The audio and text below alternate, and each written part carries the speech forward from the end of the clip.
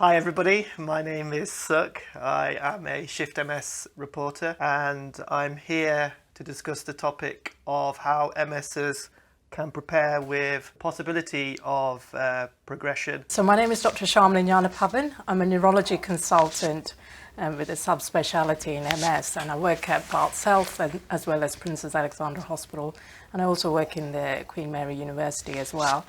I'm looking forward to the questions Suk has today for me to discuss about progressive MS. What is your view or take on what MS progression means and what kind of timeframes is in play here? So progressive MS, by definition, is a very diaphanous term, I find. You can't really pinpoint when progression starts exactly. What it is a clinical description of increasing disability which an MS person experiences. The time frames can be quite vast and unpredictable or variable between individuals. So some person may progress quite quickly, whereas another person progresses much slower rate, or they progress quickly initially and then they plateau. Unfortunate things also is that if you're progressive from the outset, it's very different if you're relapsing remitting MS. So those who are progressive tend to progress in the milestones much quicker, and what they discovered was that almost 60% of people progress on average by 7 years if you're progressive from outset. So the disease phenotype plays a lot in terms of time frames to progression. In terms of lifestyle choices, are there any links? What they tend to be is risk factors for relapses in MS or disease activity. So smoking, for instance, increases the rate of relapses. Interestingly, in one study, it has also been shown that the efficacy of beta interferon reduces if you're a smoker compared to if you're a non-smoker. So there's definitely data out there suggesting that smoking is a negative impact factor on MS disease as a process. It's interesting also that they find that passive smoking may also contribute. The other one to consider is stress, and stress, especially major life events, have been linked to development of MS. So very few risk factors which have been linked to the course of MS. And interestingly, with stress, it's also about how the immune system interacts with the steroid pathway, but also the what's called the beta adrenergic pathway, which is flight or fight pathway. And there seems to be an interesting interaction between that and stress. So having stress increases the chances of not only developing MS, but also relapse activity with MS. And there's a topic that comes up a lot and I see is diet. Yeah, diet is one of those tricky topics. Everyone has an opinion, and everyone with an Instagram account has their story to tell. Yeah. And where do you pluck out the evidence from what is just generic and what everyone is or hearsay? And this is where diet is one of the tricky things, because you can't control for diet in a randomized controlled trial that well. But I have to say, I mean, for a long time for immune system disorders, a couple of things have been recommended. Omega-3 fatty acids has been recommended, so this thing about having fish oils. And second, specific to MS, is high-dose vitamin D.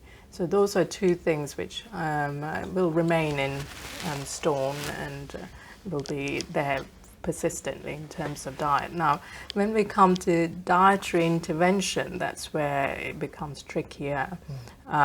Definitely there's now increasing work looking at the gut microbiota and how diet influences our gut microbes. And that's a field which is expanding at the moment.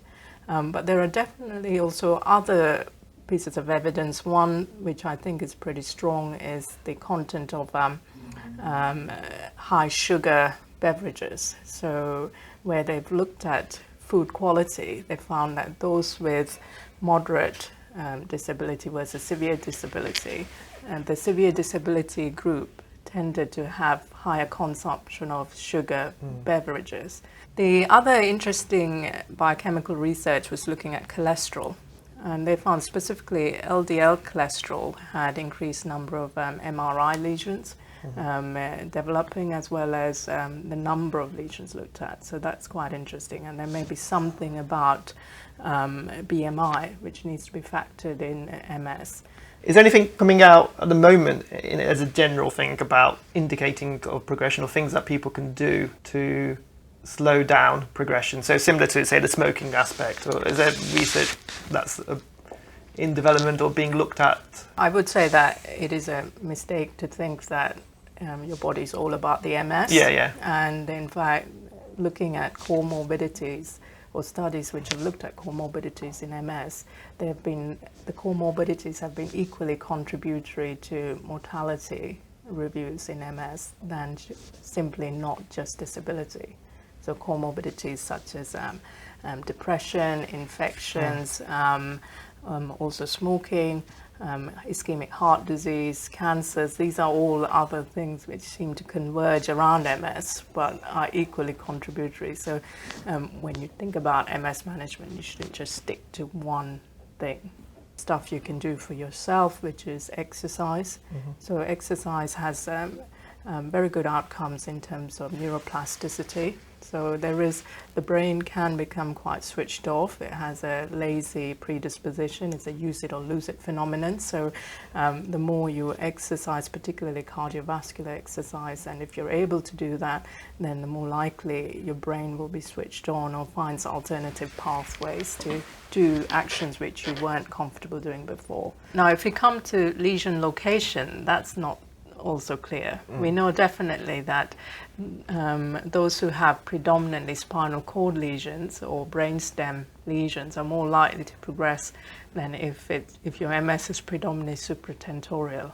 There's a lot of white matter lesions which don't land on eloquent areas where there are important tracts of functionality, and those who have mostly like moderate to severe supratentorial lesions, i.e. the whole of the brain, it tends to be more subtle features like cognitive issues, and so slowness of processing.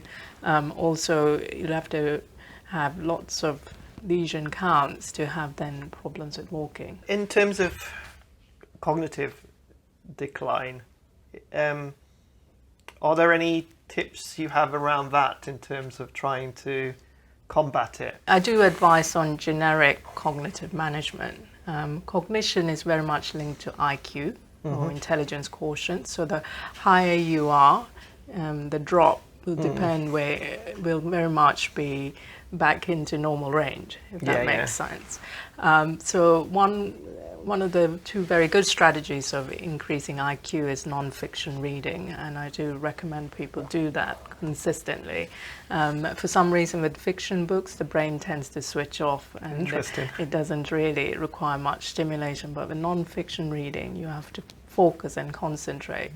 I also then recommend crosswords for a similar reason, and it also increases your verbal capacity or fluency doing crosswords, and therefore when you do stumble on your speech or something, there's always another word which pings up in your mind.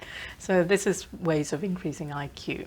Okay, but in terms of more focused things, that's a bit more trickier, and that's where these apps, which not everybody recommends, but one of the ones which has been tried in randomized controlled trials is the Nintendo's Kawashima brain training program. I know that. In my local team, there was a charity that then had a neuropsychologist and an occupational therapist, and it was just amazing in terms of a completely different angle and advice and tips. So it's something I always suggest, is to see what's available for you around there, not just neurologists, because any symptom you're having, there's going to be somebody that can look at it from a different angle. Thanks everybody for watching what was a really interesting chat. I hope you got something from that. Please don't forget to give the likes and also to subscribe.